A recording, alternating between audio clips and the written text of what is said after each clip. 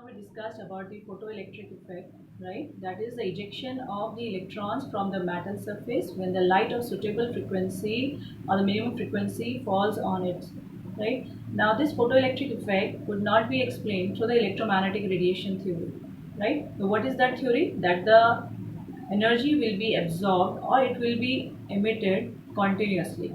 So if we consider this fact that the energy is absorbed or emitted continuously, then the metal, when the incident radiation falls on it, right, the metal surface is going to absorb all the radiation at once. So what will happen? There will be accumulation of the energy on the metal surface. That time the electrons will be ejected out. It is not going to depend upon a particular frequency. It will be ejected out by any frequency of radiation. According to this electromagnetic theory, then on which factor the photoelectric effect is going to depend? It will depend upon the intensity of the radiation, that is the number of the particles, or we can say the number of the photons or the energy bundle that will be transferred to the metal surface. Right, now we are going a step ahead, right? We will study the Planck's quantum theory. Now the Planck's quantum theory, it gives the particle nature to the wave, right? So Max Planck in 1900, he just gave the, we can say, the particle nature to the wave, which was further modified by Einstein in 1905. Now what is Planck's quantum theory?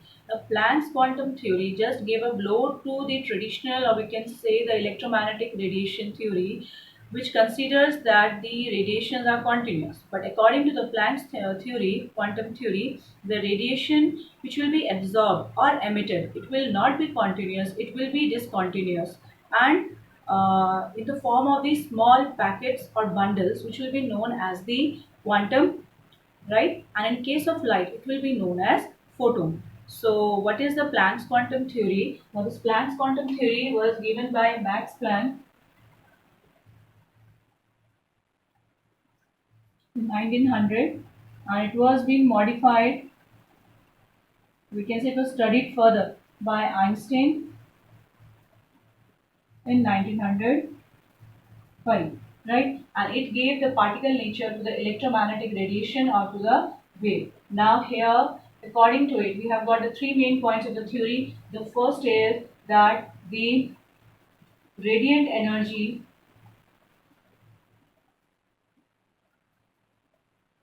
that is absorbed or emitted, or we can say the energy which is absorbed or emitted, is discontinuous. It is in the form of small packets or bundle of energy called quantum, right? In case of light, it will be called, the bundle will be called photon, right? That means if this is the source of, we can say this is the source, right, of the radiation, according to the EMR, that is the electromagnetic radiation, what will happen? This source is going to continuously emit out the radiation. It is will continuously emitting out the radiation, or if it is an substance, will continuous emit out the radiation. But according to the Planck's quantum theory, if this is the source, that time the radiation will be emitted out discontinuously. If this form has just moved, there will be, we can say, a gap in between, right? And then again the radiation will be emitted out. That means it's a small packet of energy. When it will be moving a certain distance away, the another packet of energy will be emitted out, right? This is according to the Planck's quantum theory, that the radiation will be emitted or absorbed discontinuously, and this will be known as the quantum energy bundle. If you are expressing it in a discrete particle form here, so this is the quantum here, right? This is another quantum which will be ejecting out. Now second point of this Planck's quantum theory is that Planck gave the relation between the energy of the photon with the photon or the quantum with the frequency of the radiation. How we can determine the energy if we know the frequency of the radiation. So the energy of the quantum is directly proportional to the frequency of radiation. Or we can say the energy of the radiation or the energy of the quantum is energy of the quantum is directly proportional to the frequency of radiation, and he gave the relation here that E is directly proportional to the frequency. That means greater the frequency of the radiation, greater will be the energy of the quantum.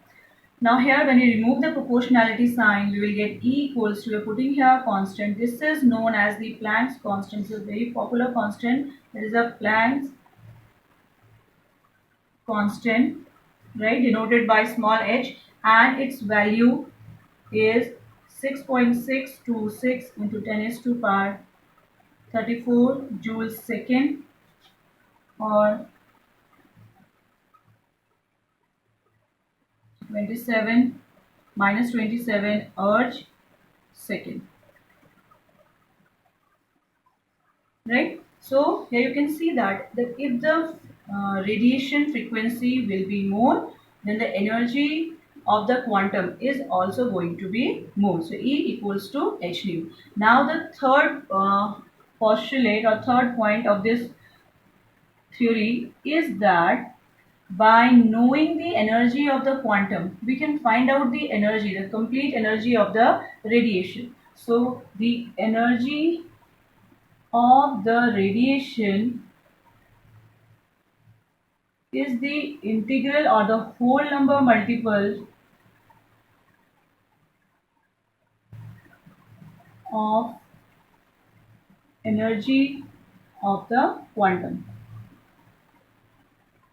Right, so here we say the energy of a quantum is equal to h nu. So the n, that is the multiple of this h nu, will give us the total energy of the radiation emitted or absorbed. Now here students, this you should be clear to you that energy of the radiation will be always in this form h nu, or it can be 2 h nu, it can be a 3 h nu in this form, right? It will never be in the form of 1 h nu or 2.7 in this way, right? That is, it is always we can say the whole number multiple, or we can say the integral multiple of the energy of the quantum. So this is about the Planck's quantum theory, and after this we can conclude here that the Planck gave the particle nature to the wave. So when we say the particle nature, has considered that the radiation which will be emitted, it is in the form of the particle. When a particular particle is just moving ahead, another bundle is going to just emit out from the, or just will be absorbed from the metal surface. Now with the help of the Planck's quantum theory, we can explain the black body radiation and photoelectric effect.